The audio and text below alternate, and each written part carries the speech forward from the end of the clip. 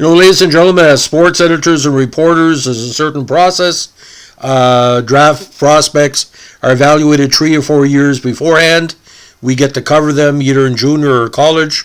After the playoffs are done, the NHL has the draft. It goes over a number of days. We do research, analytics, different stuff. But back in the day, ladies and gentlemen, it was seen, not say as an afterthought, but it wasn't seen as something that was big on a lot of people's minds. So today we're going to be talking to one of the strangest NHL drafts of all time, because the Montreal Canadiens, who had the rights to draft the best Francophone players in Quebec, decided to draft a Francophone player who was not one of the best Francophone players in Quebec that year, even though he went on to a great career. Now, the 1966 NHL Amateur Draft was held at the Montreal Hotel in Montreal, great location, on April 25th, 1966. Now, this fourth NHL Amateur Draft took place on the earliest date in NHL Draft history and marked the second time that each of the participating 6 teams used all their available draft picks. It was also the only time that the draft was ever held at Montreal's former Mount Royal Hotel. At the time of the 66 draft, the Stanley Cup Finals between the Red Wings and Canadiens had just begun the previous night in Montreal. Of course, Detroit won that game. So much of the hockey community was already in town, they decided to held it on the off day between games 1 and 2 of the finals. Detroit would make some more history of its own in the draft when it became the first team to trade one of his picks.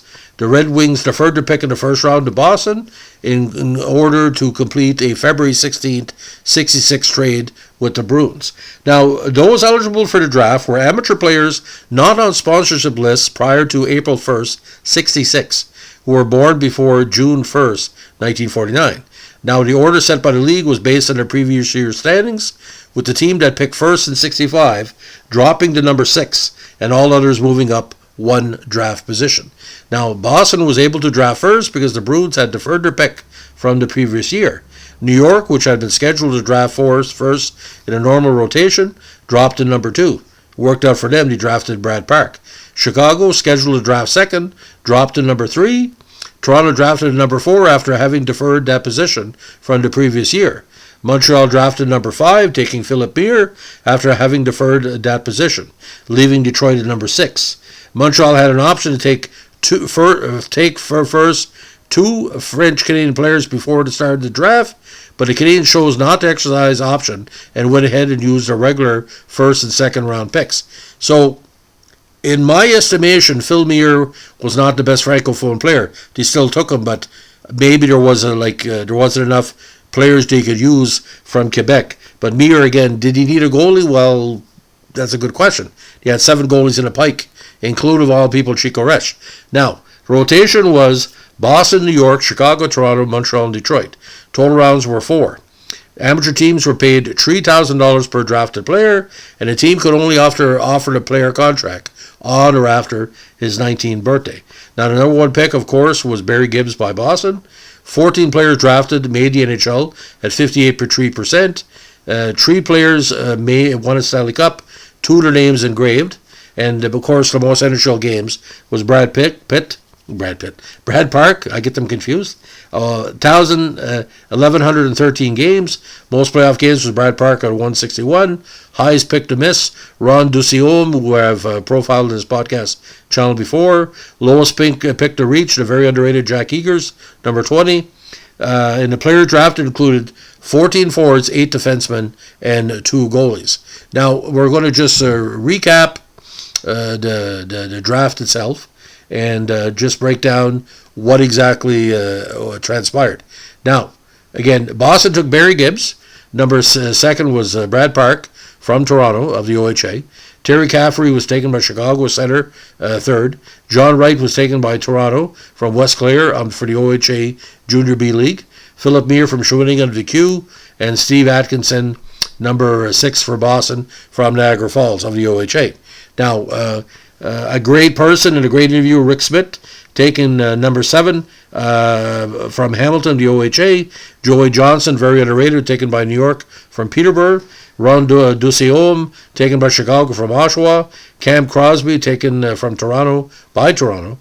Mose St. Jacques, taken by London taken from London, number 11 overall, and Jim Whitaker, number 12, defenseman from Oshawa. Now, Garnet Ace Bailey, God bless his soul.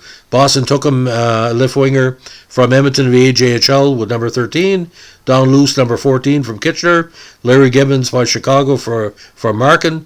Ricky Lee by Toronto from Niagara Falls. Jutois from Verdun of the QJHL by Montreal. Then Detroit took Lee Carpenter from Hamilton. Now, OHA Junior B was very strong in his draft. There was several players taken. Boston, the very underrated Tom Webster from Niagara Falls. New York, again, took Jack Eagers from Kitchener, OHA Junior B side. Brian Morenz from Chicago, from Oshawa. Dale McClish, who we featured recently on the channel, taken by Toronto from Peterborough. Bob Pate, no confusion with the baseball player Bob Pate, taken by Montreal, from Montreal, the OHA. And Grant Cole from St. Mike's of the OHA Junior B. Now, getting back to that trade, and not to complicate it too much. Now, Boston took Steve Atkinson from Detroit. Detroit got Leo Boivin and Dean Prentice. Boston also got Gary Doak, Ron Murphy, Bill Lesuck, and future considerations this pick on the February 16th, 66 deal. So, the first pre-draft trade. And I think it was a good trade. Boivin and Prentice did well in Detroit, and Gary Doak, Ronnie Murphy, and Bill Lesuck, and Atkinson, again, were traded. Some were traded, some stayed.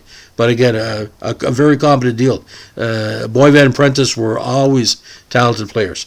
So, ladies and gentlemen, it's the story of a very unique 1966 NHL entry draft, where they save money. $3,000 for a player is nothing. Now I think it's got to be six figures. It's got to be. Anyway, if you like what you're doing here, ladies and gentlemen, give us a like, comment, and subscribe. And don't forget, keep your stick in the ice. Have a good day. Bye.